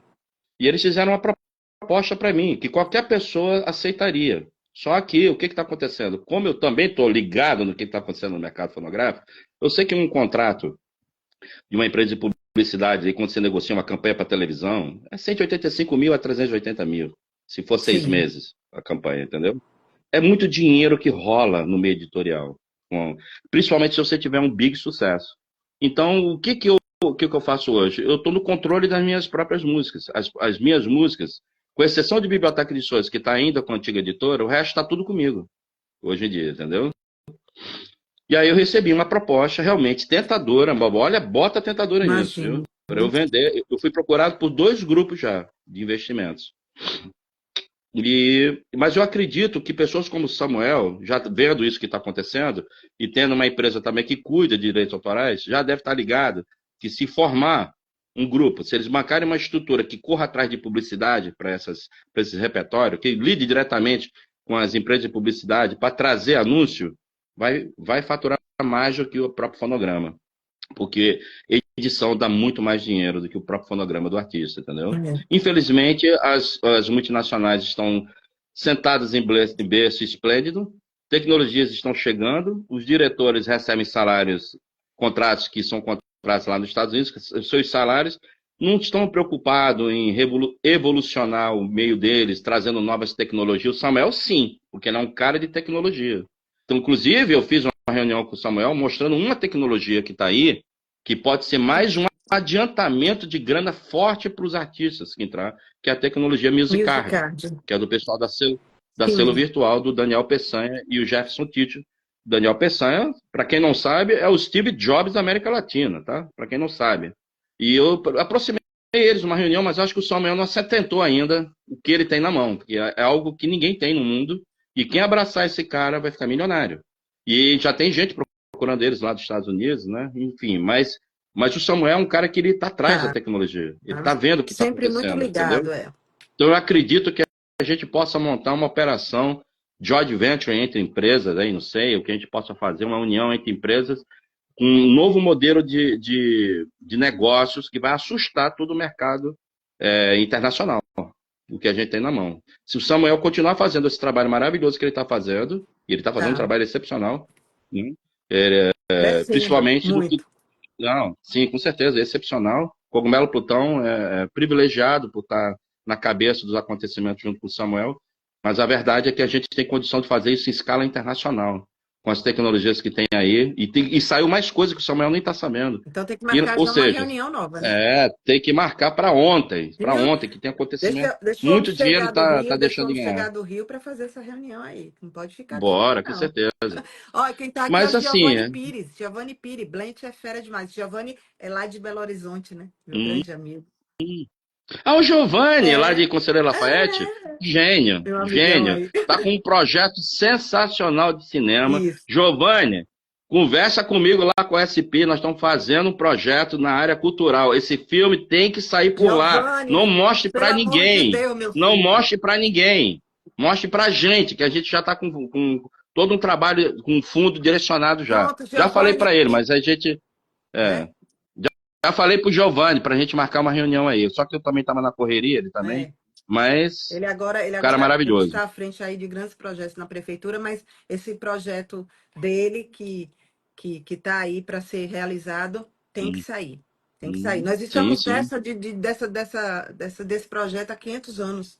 Tem uns 5 anos que a gente Deixa eu já. contar uma coisa pra vocês, pessoal Hum, que tá ouvindo aí. hum. Tem muito músico e muito compositor que fica dizendo assim: mas o mercado a gente é roubado pela ECAD, a gente é roubado por isso. Me desculpe, pessoal. Eu não sou roubado por ninguém, tá? O que acontece é o seguinte, ou você faz música de responsabilidade de faturamento para ter investimento, ou você vai ficar brincando para agradar a imprensa escrita de crítico musical, que não vai pagar suas contas. Eu É, sempre fui um cara que eu sempre lidei com arte, mas eu sou um artista do lado pop. Muita gente me vê como algo conceitual, mas eu sou literalmente algo pop. Então, o que que acontece? Quando você adentra o mundo pop e começa a ganhar muito dinheiro, você não tem mais vontade de ser alternativo. Eu não tenho a menor vontade, nem tenho saudade daquele tempo alternativo, entendeu? sim. Então, o que que aconteceu? Quando você começa a ter uma compreensão do que é o Brasil de verdade, e esse Brasil não é mostrado nos canais da MTV, como tinha, nas revistas de rock especializadas, você tem que ir para fora, você tem que ver o que está acontecendo, tem que ver o que está acontecendo com as rádios, por que que o sertanejo explode e as bandas de rock não explodem, onde é que está esse público, entendeu? Você tem que entender do traçado e administrar isso muito bem. Hoje, o Cogumelo Plutão, por exemplo, a gente está voltando para fazer televisão, mas a gente não pode esquecer das mídias Não, sociais, não. porque a internet é o nosso maior amigo nesse momento, né? E a gente está É, preparando agora uma ação bem gigante agora, sabe? Para maravilha. poder fazer números A maiores. Anibe está dizendo, sensacional, Blanche. Eu me sinto muito melhor artisticamente no lado pop do rock hoje em dia. Ela está Não que o fazendo algumas conceitual, mudanças, né? não que o conceitual seja, veja bem, não que o conceitual seja fraco, mas existe também muitos casos aqui no Brasil de alguém vai lá, faz um videoclipe maravilhoso, uma música muito legal, explode no YouTube, 10 milhões de views e você não consegue receber esse dinheiro. Por quê? Porque esse dinheiro só pode receber se você tiver cadastrado nos Estados Unidos, se você tiver cadastrado de repente por uma sociedade que arrecada você e não tem contrato, por exemplo, com a BMI ou lá fora, né, com outras, como ASCAP, por exemplo, você não consegue receber. Eu fiquei 2 anos e meio sem receber o dinheiro do Cheyenne, que não tinha É, representação minha nos Estados Unidos. Você está infelizmente. entendendo? É, Mas as arrecadadoras já se ligaram nisso. já, No último debate que a gente teve na Fena Music, eu vi que já estavam já. antenados com isso, né? O que já foi uma grande mudança isso, né? Até parabenizei nosso amigo lá da Sbassen, acho que é isso, né? É Estava o com a gente. Islã. Né? É, Ele estava do lado lá e eu até parabenizei ele, a visão deles, que eles é, estavam tendo, porque assim, eu não via nos outros é direitos, bom. sabe? Poucas mentes são tão brilhantes como o Blanche. Giovanni disse que amanhã te liga. Liga, Giovanni. Liga, liga. Eu vou cobrar Obrigado, isso aí Giovanni. dele, viu? É, o psicanalista, ele disse que você... Quase um Augusto dos Anjos, o poeta triste. Ele disse que você teve E, essa visão logo e quer uma novidade? mais. Eu agora fazendo a minha cidadania portuguesa, Hum, descobri duas coisas, que eu sou judeu, olha. é, que era judeu em Portugal, minha família sai de Portugal fugida para o Brasil, que eram judeus que estavam fugindo. Hum, Descobri agora, recentemente. E o mais absurdo, hum. eu sou parente distante de Castro Alves. Eita, tá na minha terra, em Paulo Descobri Afonso. agora, essa coisa de um mês. Assim. É é A minha conhecido linhagem, como o poeta dos escravos. exatamente. Ele era um romântico, inclusive. Olha que coisa, né? Eu também sou. Lá Eu, na eu... minha terra, em Paulo Afonso, nas Cachoeiras, tem um monumento dele enorme de bronze, ele com as Uhum, correntes, e tem um poema dizendo assim: enfim, a terra é livre, enfim, lá no Calvário, a Cordilheira dos Andes, no imenso itinerário, voa do uhum. Calpe Brusco às cordilheiras grandes, do Cristo do Himalaia aos pícaros Andes. E Que aí legal, né? segue, porque tem a cachoeira lá em Paulo Afonso, né? O véu Aí da o que que Luz. foi? Essa É, empresa que cuida de Portugal, né, para ver essa coisa da árvore genealógica, para sim, descobrir, ela me ligou literalmente a mãe de Castro Alves, é da família ali da mãe de Castro Alves, entendeu? olha, É. que coisa, esse E blend o meu, e descobre o a meu coisa lado da gente. e o meu lado judeu vem dos Oliveira, da minha mãe. Eles estavam na região do Porto, na região chamada Rio Que Tinto. interessante. E você anda por Rio Tinto, tá cheio de árvore oliveira por lá e Depois eu vou tudo, né? querer saber dessa minha genealogia, de onde é que eu vim, para onde é que eu vou, né? Lindo, lindo. Eu descobri agora, né? Então eu comecei a preparar a documentação tudo para Portugal, porque eu quero um dia na minha vida morrer em Portugal, entendeu? Eu vou ser bem franco a vocês, gente. Eu nasci por acaso no Brasil. Toda a minha tradição literária, do que eu estudo, do que eu me dedico, tudo vem de Portugal. Muito dos poetas romancistas, românticos de Portugal, e muito da era vitoriana inglesa, os Oscar Wilde, Lord Byron. Você tá entendendo? Eu tenho muito dessa turma aí, sabe? Então, o que eu faço hoje? É difícil para mim, porque eu entro nos programas. Por exemplo, Clodovil. Clodovil foi o único que percebeu isso comigo. Clodovil, Clodovil, quando nossa, eu fui maravilhoso. fazer eu fui fazer um programa do Clodovil chamado Churrasco das Mulheres, estava ele e a Márcia Goldsmith apresentando na rede a rede, como é que é o nome da rede São Paulo, gente? Hum, Ah, é o canal de televisão, eu sempre esqueço. Ah, dá um branco aqui de vez em quando. Eu fui hum, fazer com eles lá. E o churrasco das mulheres, aí quando acaba a apresentação do Cogumelo, a Márcia Goldsmith ficou perto do meu baixista, o Som Gamar, e o Clodovil veio até mim, me pegou assim pelo braço, e quando ele veio olhando, ele veio perguntando assim para mim, porque eu usava, tudo que é programa de televisão, eu uso um lenço e uma rosa, né? sim. Que é se para quem conhece Oscar Wilde, sabe o que ele está emulando com aquilo ali. Quem leu o livro De Profundis entende. Quando o Clodovil chega e olha, ele olha para mim, luxuoso, hein? Poxa, aí eu falei, aí ele também tava, né, com um Ele lenço, com uma rosa. Eu falei, sempre você usando. também e eu falei, você também é discípulo de Oscar Wilde? Ele perguntou para mim, né? Você também é discípulo de Oscar Wilde? Eu falei, não só de Oscar Wilde, como Lord Byron. Aí a gente, Hum, cara, aí ele olhou assim, gente, alguém, que chique desse programa, alguém falou de Oscar Wilde, Lord Byron aqui no programa. não, Geralmente o pessoal não fala, ninguém sabe quem são essas pessoas e tal. Cara, e aí nasceu uma amizade super legal. Eu acho que inclusive eu estou escrevendo um livro, né? Clodovil Vive, ah, é? sobre o tempo, uma homenagem que eu vou fazer para ele, assim, Legal. sabe? Quanto eu amo o Clodovil, amo, amo, amo de paixão, e não há quem, e brigo com quem falar mal dele, porque o cara que eu conheci foi extraordinário, foram alguns encontros maravilhosos, O ser humano é cara, um homem incrível. intelectual, falava línguas, Hum. um homem culto, não era nada daquilo por trás dos bastidores, era uma pessoa maravilhosa, ele era maravilhoso com quem era humilde com ele, e carrasco com quem tentava puxar o pé dele. Era isso. Você tá entendendo? Quem tentava sacanear ele, e nesse meio de televisão, tá cheio, né? Você sabe. E quando é que vai ser o lançamento da biografia do Blanche? Eu sei que é uma trilogia, é Vai. isso, Blanche? Não, não, não. Não? O que vai sair agora em agosto é o Esperando na Janela, vai sair Certo. agora, que já existe inclusive um projeto de filme que estamos já Sim, desenvolvendo. tô Eu falo um sabendo. pouco mais à frente, eu não estou autorizado a falar agora com detalhes, porque está numa fase já saindo digamos assim, da fase inicial, já Sim. está tomando um outro corpo agora, né?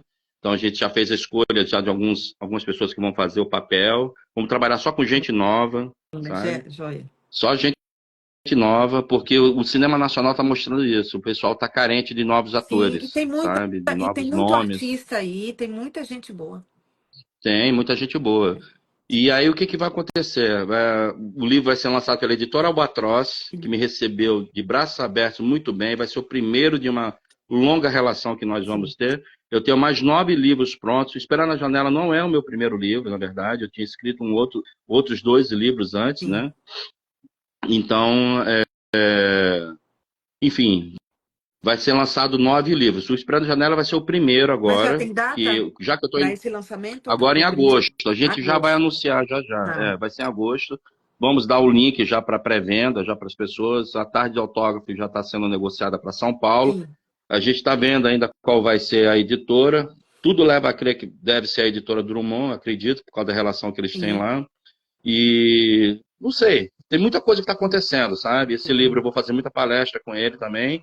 E vou fazer também. Vai ser vendido no show do Cogumelo Plutão. Para quem quiser Que comprar, legal. também vai lá com o nosso merchandise. E também quem quiser comprar o livro também vai estar lá direto. E a gente está bem feliz, porque eu entrei para uma editora que está. Cara, eles olham para mim como um objeto de arte. Eles mostraram a capa, a ideia da primeira capa do livro. Eu amei a capa. Eu falei, não precisa. Aí está irretocável, Já entendeu? quero ler. Que é lindo. A história é um drama, né, galera? A É. minha vida não foi fácil. Eu conto ela em detalhes, né? E vai ter a continuação desse livro, que é Voando pelo Campo dos Sonhos, que é o título de uma música minha, que tem a continuação, porque o Esperando a Janela ele vai até 2005, né? Esse É Voando pelo quando Campo eu dos paro com Sonhos, tudo. a música é muito linda. Você canta um pedacinho, Blend, pessoal? Ouvir? É Eu ouço todas. quando. Eu ouço Hã? todas. Quando vi, estava amando e É por ti. É muito bonita essa muito música, né? É linda essa linda. música. Quem não Muito conhece, linda. veja. Gente, é linda essa música. Cogumelo Plutão lançou várias canções desde o ano É. passado agora. Quando a gente colocou na Innovate, a gente já lançou um novo álbum, que é o Relíquias. Cara, tem muita música para sair ainda do Cogumelo. Olha, eu garanto para vocês assim, ó, Essa música é a linda. negociação envolvia 167 músicas, só para vocês terem noção. Só que eu fui abrir o HD agora com o produtor esse dia, a gente descobriu mais 40 e tanto, fora mais uma largada também que ainda não foi mixada, sabe? Então, assim, Nossa, tem música imagina. para vários álbuns. Eu aproveitei que esses anos que eu estava fora do mainstream, né, eu gravei muito, produzi muito, mas em silêncio. Escrevi muitos livros. Tem um projeto também que eu quero desenvolver com o Cogumelo Plutão, que é um álbum para o público infantil, porque o Cogumelo Plutão tem um público gigantesco Tem, infantil por causa de tem. Esperança Janela. E a gente está pensando, eu vou levar essa ideia de a gente fazer um álbum infantil para fazer shows, espetáculos para coisa infantil, sabe? Voltado, porque aí já é como se fosse uma peça de teatro que eu já construí, que é um musical, na verdade, né? Legal. E eu estou muito feliz com isso, né? É um momento maravilhoso, eu estou despejando tudo e estou trabalhando como embaixador lá na USP, né? Pois Nós é, um somos, trabalho voltado para jovens, é isso? nós fazemos um trabalho para educação do caráter, ética nas escolas. Hum, Existe um fundo educacional para esse projeto e agora vai desenvolver um fundo agora para cultura, onde a ideia é financiar filmes por esse fundo agora, né? Vamos ser vetor na América Latina de um fator de transformação cultural nas artes, né? Então a ideia é daqui a pouco distribuir bolsas para quem quer fazer teatro, balé, pintura, música, aprender é cinema, maravilhoso. editar cinema, fotografia de cinema. Vamos fazer isso distribuindo bastante bolsa pelo Brasil, sabe, para as pessoas, para Que os jovens rico, né? estudar. A gente quer fazer uma nova, digamos assim, um novo corpo de elite cultural nesse país, Que entendeu? Porque o que está rico, aí isso está é muito derrubado. rico. É. Porque o que está aí está muito derrubado, está viciado em sistemas de retirar dinheiro de coisa pública. A gente não quer isso, a gente quer ser vetor privado, fazer um fundo para um filme, 9 milhões, 10 milhões para fazer um filme, baseado, entendeu? Aí chega o querido Giovanni e me apresenta uma ideia sobre Tiradentes, É, fantástico, que ninguém nunca tinha visto a história por aquele ângulo. é. Aí eu começo a conversar com várias pessoas, né? E Sim. aí a ideia agora é a gente lançar Esperando Janela por esse selo cultural que nós temos agora dentro da USP. Já temos diretor, já temos tudo. Isso é muito bom. Digamos assim, nós estamos preparando nesse momento agora para fazer um conselho de 14 notáveis dentro das artes, para estar nesse conselho onde a gente vai votar os projetos e para onde vai sair o dinheiro, gestão de cursos, essas Ah, coisas todas. Aí eu vou chamar um grupo de elite nesse Brasil para dentro para acabar com essa pouca vergonha que a gente está vendo aí, né? certo. Blente, você com a banda Cogumelo Plutão estão fazendo o lançamento agora, né? Regravação da música Esperando na Janela, que tá com pré-save já, não é isso? Não, já foi lançada, Já foi Esperando a lançada. Janela. A versão que a gente fez uma versão acústica junto Isso. com o Luciano Reis, Ah, um pronto. gigante da música clássica brasileira, Ouçam, já que está tem um no projeto. Spotify, né? Luciano Reis é, para mim, a maior entidade musical hoje ao lado do Hermeto Sim. Pascoal. Nesse nível, assim, o que ele cria dentro do estúdio conosco é assustador. É o cara mais impressionante que eu vejo, assim, que me impressionou nas últimas décadas foi ele. Ele fez um arranjo, eu simplesmente só vi quando estava pronto. Eu nem precisei. Ele criou da cabeça dele e fez um arranjo lindo para as músicas. Está com a gente gravou um especial agora, né, para o Music Box Brasil, de 4 músicas, esse acústico. A gente deve fazer agora um outro projeto de acústico mesmo, bem produzido, assim, sabe? Vamos chamar participações aí de grandes artistas aí para cantar junto conosco. E provavelmente esse projeto, ano que vem, é que deve viajar ao Brasil, esse formato. Vocês já estão de volta aos palcos, fazendo muitos Já shows, estamos né? Já está fazendo com show, já. muitas programações, eu estava olhando. A partir de hoje É, já vou começar a anunciar aí. A banda estamos Cogumelo indo para Plutão vai estar em Manaus, vários estamos lugares. indo para Belém, para Manaus, Belém. Vamos participar de festivais em Paraná, que é o DVL, ao Sim, lado de Detonautas, CPM 22, né? Então, assim, as pessoas estão olhando. A gente está indo devagarinho, é muita porque é coisa, né? devagar o É processo. isso. Não, é devagar o processo, porque eu não quero ficar refém de uma Sim. máquina também, sabe? Hoje eu estou querendo qualidade de vida, não ficar naquela loucura, viaja, 22 shows por mês, não tenho nem tempo de gastar meu dinheiro, sabe? Perdendo aniversário, casamento da minha irmã, você tá entendendo? Porque eu não podia, era uma É. loucura. Entendeu? Agora não, agora é um outro momento, sabe? A gente tem parceiros que estão junto com a gente, Sim, né? O sim, Samuel, a Innovate, a Music Stream é um desses parceiros legais, a gente monta as operações juntos, a gente se liga. Samuel, você viu isso aqui? O que que você acha? sim. Ah, não sei o quê. Aí ele chega, liga pra gente. Poxa, vamos fazer isso? Vamos. Cara, é uma relação maravilhosa, sabe? A gente tem a gente tá tendo uma baita relação de parceria muito boa, porque eu sou um ativista humanitário, É. né? E a minha visão de mundo, ela é uma visão de construção, ela não é visão de desconstrução, É. e sim de construção de Isso. sociedade, né? O- Então é isso, é mais ou menos isso. Estamos voltando, vamos fazer show em Manaus, Belém, agora, né? Nos próximos meses aí, vamos para lugares onde eu não ia é. antes, né? O psicanalista está dizendo que merece umas 3 lives para conhecermos um pingo da vida deste gênio chamado Blanche. É verdade, viu? Obrigado, E o querido. Giovanni está dizendo o seguinte, que quando patrocinam, querem prostituir o que é decente do filme e tirando a essência da verdade. É verdade. Foi feita uma Nesse, pesquisa muito intensa, né? E o caminho que Giovanni quer trilhar com esse projeto maravilhoso sabe por que que isso é lindo. acontece, Giovanni? Sabe por que que isso acontece? Porque está todo mundo da classe artística preso a editais. E se você não cumprir aquilo que às vezes o edital quer, porque aí ou você vai ter seu projeto aprovado ou não. Geralmente os projetos não são aprovados porque você não está falando daquilo que os partidos querem que você fale.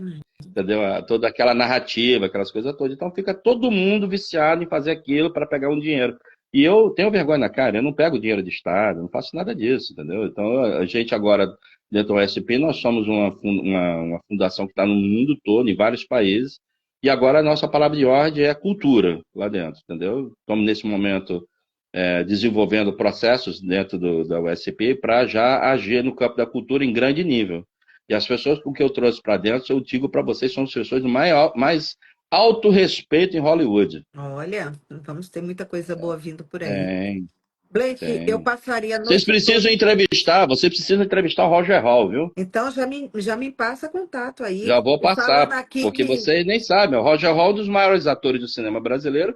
Os roteiros dele são os roteiros mais requisitados hoje lá nos Estados Unidos, Hollywood, aprovado. Então, E tem projetos de filme de alto nível. Eu estou tentando falar com ele. Vamos fazer o Dark Passage dentro desse nosso processo lá, porque é maravilhoso. Tem uma geração fantástica no Brasil, que você nem faz ideia, que já está fazendo um arraso lá fora.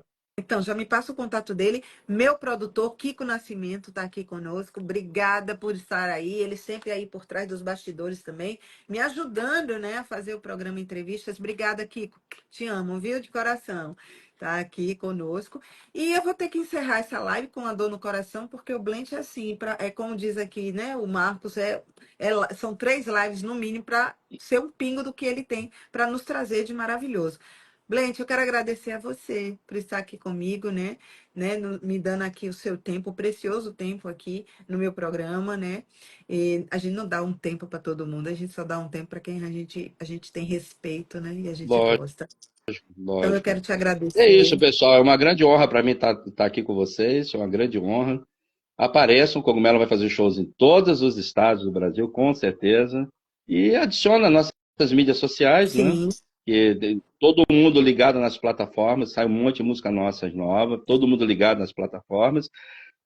E estamos ainda. Nós somos um grupo de resistência artística para oferecer beleza e num nível espetacular para as pessoas. É isso que eu posso dizer. Não somente só tem eu, não. Eu sou somente uma voz entre várias que hoje a Innovate está reunindo, né, com a Music sim, Stream. E tem muito projeto que vai sair, então nós vamos puxar o coro de vários artistas juntos vamos sim. agora. E é isso aí, galera. Somos a nova É frente isso aí. cultural chegando. Obrigada a todos que participaram da nossa live. Sigam o Blend, siga o canal lá da Cogumelo Plutão. E eu estou sempre divulgando aqui, né, os Isso aí. lançamentos, as coisas aí dos meninos. Estamos juntos aí na Music Stream Innovate Music também. Acompanhem lá. Esse ano teremos a Fena Music, 2 dias de Fena Music lá no Sul. Estaremos juntos lá, né, Blend? É isso aí, galera. Estamos Obrigada, aí. Blend. Boa Forte abraço a noite. todos. Boa noite.